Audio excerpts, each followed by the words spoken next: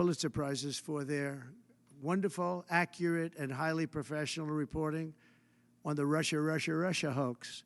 Well, it turned out to be a hoax, and they were exactly wrong. People, like many people, John Solomon, Sean Hannity's not for Pulitzer, but Sean Hannity got it right. Many people got it right. Tucker got it right. Jesse got it right. Laura got it right. Janine got it right. A lot of people got it right. They didn't get anything.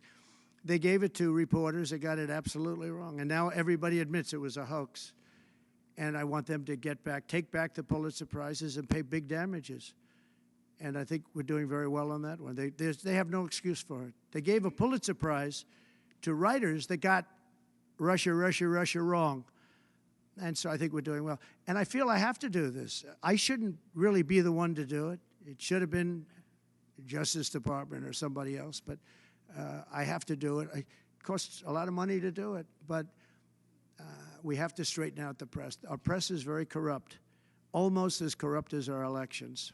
Are you worried about Venezuela? Sir, have you had any discussions with Venezuela? For January 6th defendants, you had said in the first few minutes of your administration you want to issue pardons for January 6th defendants. No. Does that include, will that be a blanket pardon?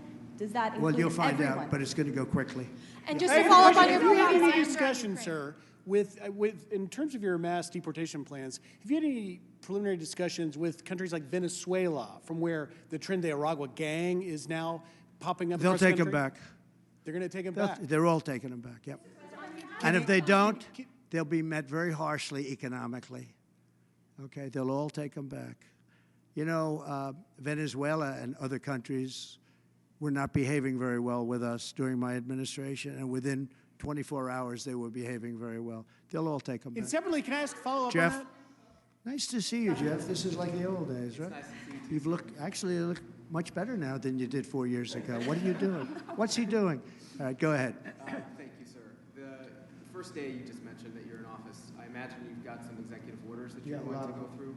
Can you tell us what your We'll have a lot. Well, what are your priorities? I'll bet you could say as well as I could. We will have many executive orders and other things that we'll be signing on the first day. Can you also, just going back to my initial question about the Middle East, you said that your conversation with Prime Minister Netanyahu was kind of a review. Did you repeat We just had threat? a very good conversation. And, you know, the real conversations will start on the 20th. But we had a really good conversation, and I think we're going to be in a good place in the Middle East. I think the Middle East will be in a good place. I think actually more difficult is going to be the Russia-Ukraine situation. I see that as more difficult. When you say there will be I don't think they should have allowed missiles to be shot 200 miles into Russia. I think that was a bad thing. And that brought the Koreans in, you know, North Korea, another man I get along with very well. I'm the only one that does. But that did a lot of bad things. I don't think that should have been allowed. Not when there's a possibility, and certainly not just weeks before I take over. Why would they do that without asking me what I thought? I wouldn't have had them do that. I think that was a big mistake they made. Will you reverse that decision when you're in office to let those I might, yeah. missiles be I thought it was a very stupid thing to do. And when you Do say you have any that- reaction to just one Duke last one on Cross? this. When you say that there will be hell to pay if the hostages are not released before January 20th, what does that mean? Well, they're going to have to determine what that means. But it means it won't be pleasant. Mr. President, It's not going to be pleasant, yeah? how was your meeting with Apple CEO Tim Cook, and did you talk about tariffs in that meeting? Meeting with who? Apple CEO Tim Cook. I did have dinner with Tim Cook. I had dinner with sort of almost all of them, and the rest are coming. And this is one of the big differences, I think, between, we were talking about it before, one of the big differences between the first term. In the first term, everybody was fighting me. In this term, everybody wants to be my friend. I don't know. My personality changed or something. But I had, as you know, I had Sundar from Google, but I also had Sergey. Nobody reported that. Sergey is the owner, the primary owner, along with his friend, as you know. And Sergey was here also. I can't believe you didn't pick that one up. Nobody picked that up. But I will tell you, no, it's a big difference. The big difference is that the first time everybody was fighting me on all fronts. And we had a great administration. got the biggest tax cuts in history, rebuilt the military. Too much of it was given away to Afghanistan, stupidly given away, horribly given away. I think that's one of the reasons that Putin went in to Ukraine when he saw the stupidity of Milley and these guys. They're stupid people, very stupid people. If they didn't do such a bad, you know, we were pulling out of Afghanistan, but I would have pulled out with dignity and strength. They wouldn't be having parades, I guarantee you, showing our equipment that they left behind, because we weren't going to leave any equipment behind, not 10 cents. We were going to take every screw and every bolt. Yeah, the biggest difference is that people want to get along with me this time. Well, they've gone through 4 years, and, you know, it wasn't easy for me, but it wasn't easy for them either. And that's a great thing, though. Getting along is a great thing. So Tim Cook was here. I think he's done an incredible job at Apple, and he talked about the future of Apple. It's going to be a bright future. But we have many others also, and not in that business. And we do have Jeff Bezos, Amazon, coming in sometime during the week. Look forward to that. We have a lot of great executives coming in. The top executives, the top bankers, they're all calling. And honestly, in the first time, I don't know what it was. It's like a complete opposite. In the first one, and the press has covered that fairly, actually, for change. The first one, they were very hostile.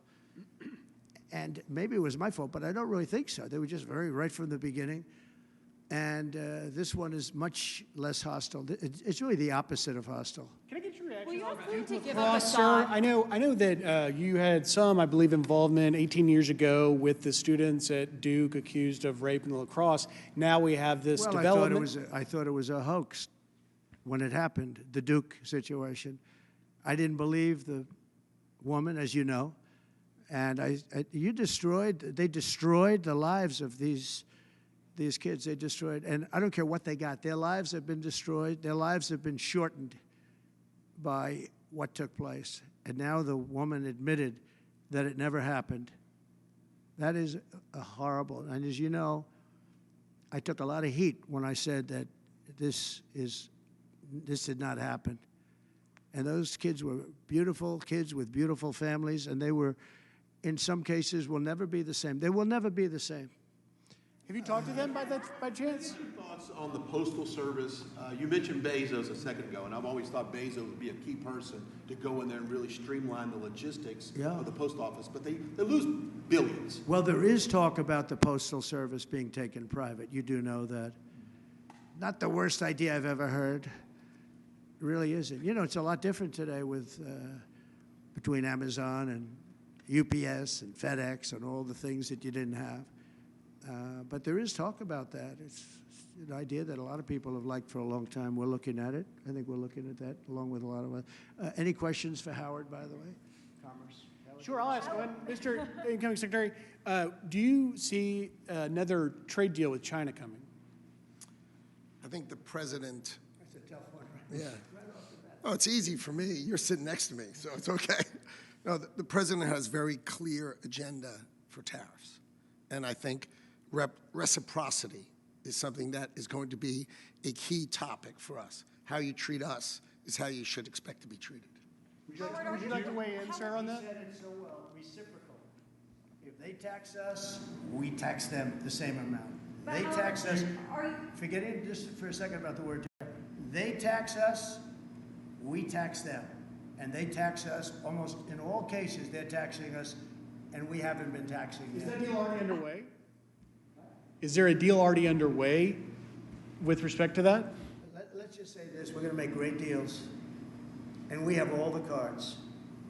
And until I came along, don't forget, and Howard was going over the numbers with me last night, we took in $600 billion and more in taxes and tariffs from China.